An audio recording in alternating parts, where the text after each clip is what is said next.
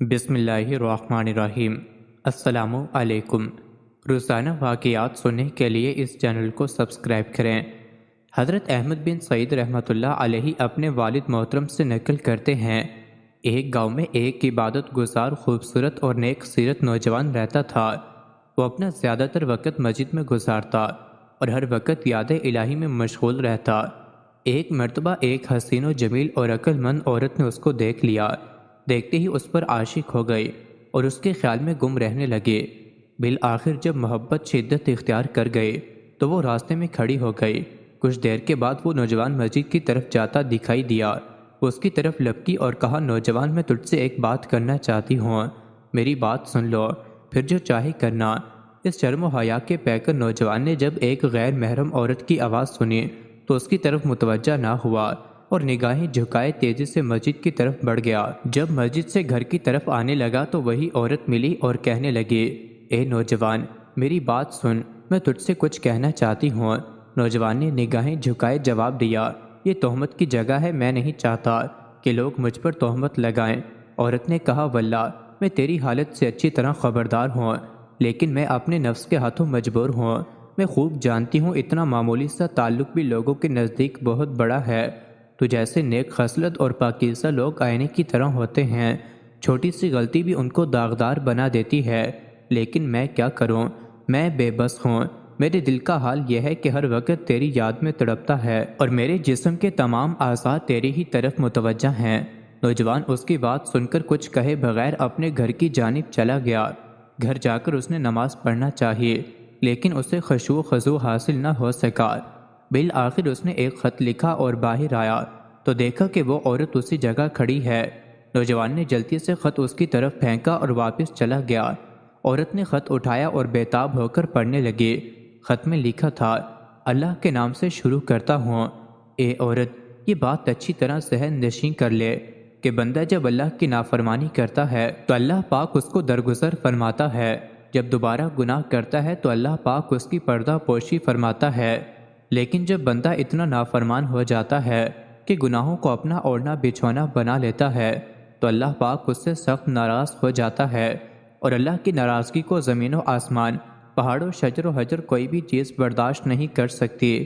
پھر کس میں ہمت ہے کہ وہ اس کی ناراضگی کا سامنا کرے؟ اے عورت، اگر تو اپنے بیان میں جھوٹی ہے، میں تجھے وہ دن یاد دلاتا ہوں جس دن آسمان پگھل جائے گا اور پہاڑ روئی کی طرح ہو جائیں گے اور تمام مخلوق اللہ کے سامنے گھٹنے ٹیک دے گی۔ اللہ کی قسم، میں اپنی اصلاح میں کمزور ہوں، پھر بھلا میں دوسروں کی اصلاح کیسے کر سکتا ہوں؟ اگر تو اپنی باتوں میں سچی ہے اور واقعی تیری کیفیت وہی ہے جو تو نے بیان کی، تو میں تجھے ایک ایسے طبیب کا پتہ بتاتا ہوں جو ان دلوں کا بہترین علاج جانتا ہے، جو مرض عشق کی وجہ سے زخمی ہو گئے ہوں اور ان زخموں کا علاج کرنا خوب جانتا ہے، جو رنج و غم کی بیماری میں مبتلا کر دیتے ہیں۔ جان لے وہ طبیب حقیقی اللہ ہے، تو سچی طلب کے ساتھ اس کی بارگاہ میں ہو جا۔ بے شک میں اللہ کے اس فرمان عالی شان کی وجہ سے تجھ سے تعلق نہیں رکھنا چاہتا، جیسا کہ اللہ پاک نے قرآن پاک میں ارشاد فرمایا ہے، اور انہیں ڈرا اس نزدیک آنے والی آفت کے دن سے جب دل گلوں کے پاس آ جائیں گے، غم بھرے اور ظالموں کا نہ کوئی دوست نہ کوئی سفارشی جس کا کہا مانا جائے۔ اللہ جانتا ہے چوری چھپے کی نگاہ اور جو کچھ سینوں میں چھپا ہے۔ اے عورت، جب یہ معاملہ ہے تو خود سوچ لے کہ بھاگنے کی جگہ کہاں ہے اور فرار کیوں کر ممکن ہے۔ عورت نے خط پڑھ کر اپنے پاس رکھ لیا۔ کچھ دن بعد پھر اسی راستے پر کھڑی ہو گئی۔ جب نوجوان کی نظر اس پر پڑی تو وہ واپس گھر کی طرف جانے لگا۔ عورت نے پکار کر کہا، اے نوجوان، واپس نہ جا، اس ملاقات کے بعد پھر کبھی ہماری ملاقات نہیں ہوگی، سوائے اس کے کہ بروز قیامت اللہ کی بارگاہ میں ہماری ملاقات ہو۔ اتنا کہہ کر وہ زور زور سے رونے لگی اور روتے روتے کہنے لگی، جس پاک پروردگار کے دست قدرت میں میرے دل کے اختیارات ہیں، میں اسی سے سوال کرتی ہوں کہ تیرے بارے میں مجھ پر جو معاملہ مشکل ہو گیا ہے وہ اسے آسان فرما دے۔ پھر وہ عورت نوجوان کے قریب آئی اور بولی، مجھ پر احسان کر اور کوئی ایسی نصیحت کر جس پر میں عمل کر سکوں۔ نوجوان نے سر جھکائے نظریں نیچے کیے جواب دیا، خود کو اپنے نفس سے باز رکھ، نفس کی خواہشات سے بچ۔ میں تجھے اللہ کا یہ فرمان یاد دلاتا ہوں، اور وہی ہے جو رات کو روحیں قبض کرتا ہے اور جانتا ہے جو کچھ دن میں کماؤ۔ یہ آیات کریمہ سن کر عورت نے اپنا سر جھکایا اور پہلے سے بھی زیادہ زور زور سے رونے لگی۔ کچھ دیر بعد دیکھا تو نوجوان جا چکا تھا۔